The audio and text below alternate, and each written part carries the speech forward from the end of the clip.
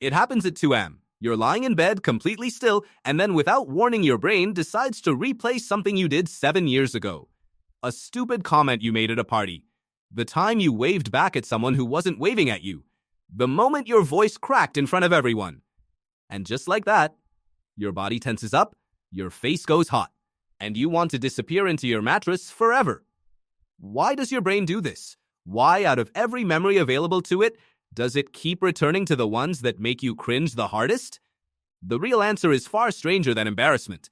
It goes all the way back to a survival system so old it was already ancient before your ancestors had language to describe it. Your brain is not trying to torture you, it is trying to keep you alive. And to understand why, you need to go back to a world where belonging to a group was not a social preference. It was the difference between life and death. For most of human history, your ancestors lived in small, tight-knit groups of roughly 20 to 150 people. Anthropologist Robin Dunbar, who spent decades studying the relationship between brain size and social group size in primates, found something remarkable. The size of the neocortex in a primate's brain, the part responsible for complex thinking, correlates almost perfectly with the size of the social group that species tends to live in. Humans, with their unusually large neocortexes, are built for groups of around 150 people. That number is now called Dunbar's number. And it tells you something important. Your brain did not evolve for cities. It evolved for a village. A village where everyone knew your name, remembered what you did, and had a vote on whether you stayed. In that world, being excluded from the group was not uncomfortable. It was a death sentence. No shelter, no shared food, no protection from predators. A human alone on the open savanna did not last long. This means that anything threatening your place in the group was, from your nervous system's point of view, a genuine threat to your survival. Not a metaphorical threat, a biological one. So your brain developed a system, a social alarm, something that would fire hard and fast anytime you did something that risked damaging your standing with the people around you. Neuroscientist Matthew Lieberman, who studies the overlap between social pain and physical pain, found that the same regions of the brain that process physical injury also process social rejection. The anterior cingulate cortex, the part of your brain that lights up when you stub your toe, also lights up when you are excluded from a group or publicly humiliated. Your brain does not distinguish between a sprained ankle and a moment of public shame. To your nervous system, they register as the same category of threat. That is why embarrassment feels physical. The hot face, the tightening chest, the urge to cover your eyes or hide your head. These are not dramatic reactions, they are ancient distress signals, the same system that would have fired when your ancestors did something that put the group's trust in them at risk.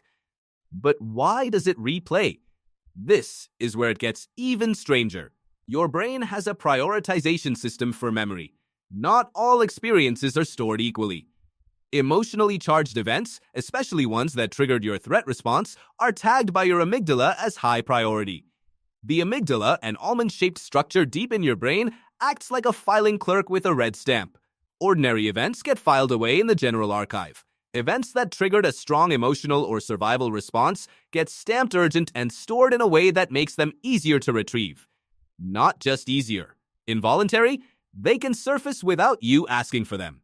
Psychologist Rolf Diekhoff and colleagues who study intrusive memory formation found that emotionally charged negative events are significantly more likely to return spontaneously than neutral or even positive ones. Your brain is not neutral. It is biased toward threat. It remembers the bad more vividly, more persistently, and more involuntarily than the good. This is called negativity bias, and it runs so deep in the human brain that it shows up across every culture, every age group, and every personality type ever studied.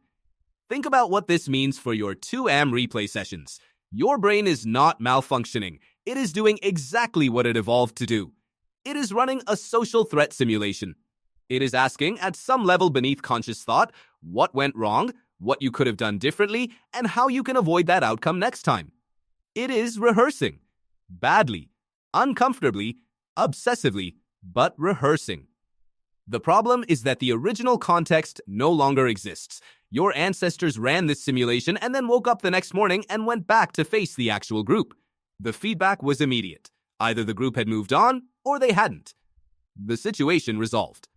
But you wake up and go back to a world of 8 billion strangers where most of the people who witnessed your embarrassing moment have completely forgotten it ever happened. The stakes your brain is assigning to these memories are wildly out of proportion to the actual social consequences. There is a name for the gap between how significant you think your embarrassing moments are to other people and how little they actually register. Psychologist Thomas Gilovich at Cornell University called it the spotlight effect. In a series of experiments, Gilovich asked participants to wear embarrassing t-shirts and then estimate what percentage of people in a room had noticed.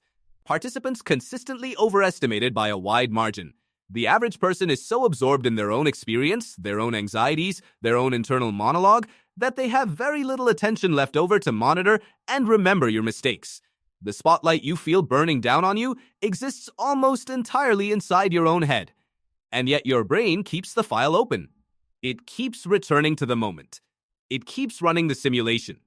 Because from an evolutionary standpoint, the cost of underestimating a social threat was always higher than the cost of overestimating one.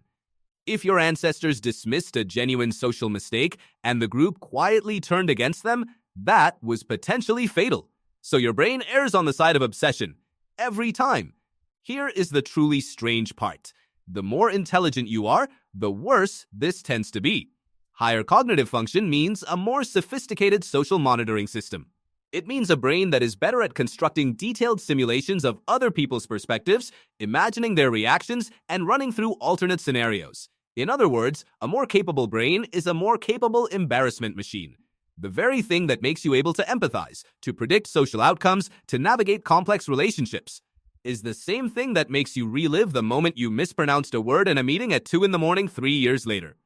Your ancestors who were most attuned to social dynamics, who were most sensitive to how the group perceived them, who ran the social simulation the hardest, were often the ones who survived. They repaired relationships faster. They read the room better.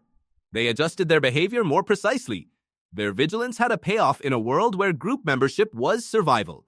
That vigilance is in you now, running on hardware that hasn't changed in tens of thousands of years, in a world that has changed beyond recognition.